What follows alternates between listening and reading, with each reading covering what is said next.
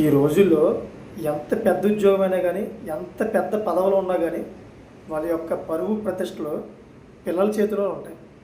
ముఖ్యంగా పెద్ద పెద్ద రాజకీయ నాయకులు, అదేవిధంగా సీనియర్ ఐఏఎస్ అధికారులు పరువు ప్రతిష్టలో కొంతమంది పిల్లలు తీసేస్తారన్నమాట. ఈరోజు అదే సిచ్యువేషన్ జరిగింది. మన ఆంధ్రప్రదేశ్కి చెందిన సీనియర్ ఐఏఎస్ రాయుడు గారి కూతురు అయితే ఆత్మహత్య చేసుకున్నారు. ఆవిడ ఆత్మహత్య చేసుకోవడం వల్ల ఆయన పరువు పోయింది. అంతేకాకుండా ఆయన కూడా చాలా తీవ్ర దుఃఖంలో మునిగిపోయారు. అసలు ఎందుకు ఈ సిచ్యువేషన్ జరిగిందనే విషయం ఒకసారి చూసుకుందాం. ఏంటంటే కర్నూలుకు చెందిన రాజేష్ అనే ఒక కుర్రోడితోటి 5 సంవత్సరాల క్రితం నుంచి ఆవిడ ప్రేమలో ఉన్నట్లుగా తెలుస్తోంది. అయితే ఇంట్లో ఎవరో కూడా ఒప్పుకోకపోవడంతో ఇద్దరు కూడా పెళ్లి చేసుకున్నారని చెప్పేసి తెలుస్తోంది. ఆ తర్వాత రాజేష్ గారి ఇంటికి వెళ్ళిపోయిన ఈమె అత్తింటి వారి వేధింపులు బాగా ఎక్కువ అవడంతో తిరిగి మళ్ళీ 4 నెలల క్రితం ఐఏఎస్ అధికారి అయినటువంటి రాయుడు గారి ఇంటికి తిరిగి వచ్చేసిన తరుణంలోని బాగా డిప్రెషన్లోకి వెళ్ళి తన పరువు పోయిందని, అంతేకాకుండా తన తండ్రి పరువు కూడా పోయిందని ఇంకేదేదో ఆలోచించుకుందో ఏమో తెలియదు. కానీ ఆ తల్లి మరి ఆత్మహత్య చేసుకుంది.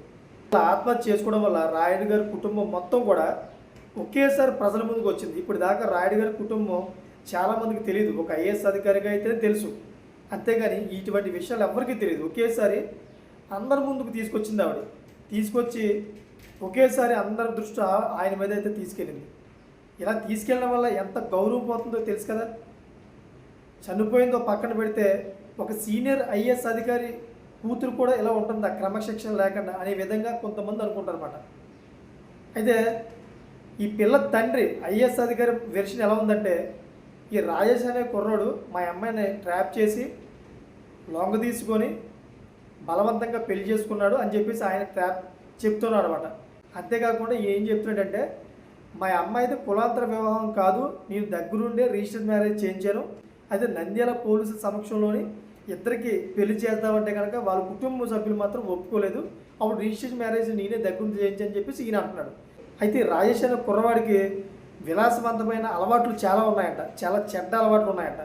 ఆ చెడ్డ అలవాట్లు బాగా అలవాటు పడి విలాసవంతమైన జీవితం అనుభవించాలని ఈ అమ్మాయిని మోసం చేశాడని చెప్పి ఈయన తండ్రి చెప్తూ ఉన్నాడు. అంతేకాకుండా ఎవరైతే నచ్చరో వాళ్ళ యొక్క కారులు కానీ వాళ్ళ యొక్క విలువైన వస్తువుల్ని నిప్పిపెట్టి మొత్తం తగలబెడతాడో, వాళ్ళని ఎనిమిగా చూస్తాడో, ఎక్కువ టార్చర్ పెడతా ఉంటాడని చెప్పేసి ఈ పిల్ల తండ్రి అయితే చెప్పడం జరిగింది. అయితే ఈయన వెర్షన్ ఎలా ఉంది, ఇప్పుడు ఈ అమ్మాయి చనిపోయిన భర్త ఈ కుర్రోడు వెర్షన్ ఎలా ఉందంటే, ఆ అమ్మాయి నేను 5 సంవత్సరాల నుంచి ప్రేమించుకున్నాం. అయితే వాళ్ళ ఇంట్లో అయితే ఒప్పుకోలేదు. తర్వాత మేము సపరేట్గా పెళ్లి చేసుకున్నాం. పెళ్లి చేసుకున్న తర్వాత మా అమ్మాయి మా ఇంటికి వచ్చింది. ఇంటికి వచ్చిన తర్వాత ఆ అమ్మాయి ప్రెగ్నెంట్ అయ్యింది. ప్రెగ్నెంట్ అయిన తర్వాత వాళ్ళ తండ్రి గర్భనిరోధక మాత్రలు ఇచ్చి ఆ గర్భాన్ని అయితే నిర్వీర్యం చేశారు.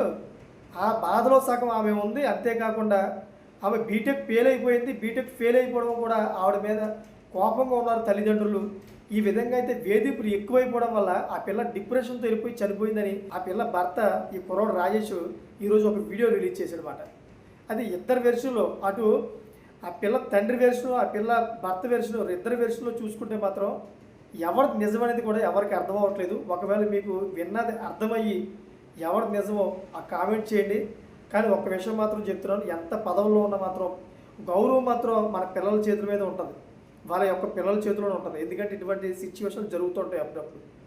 ఇటువంటి లేటెస్ట్ ఇన్ఫర్మేషన్ ఎప్పటికప్పుడు తీసుకొస్తూ ఉంటాం. దయచేసి ఛానల్ సబ్స్క్రైబ్ చేసుకొని, లైక్ చేసుకొని, గంట బెల్ ఆన్లో పెట్టుకోండి. Thank for watching friends.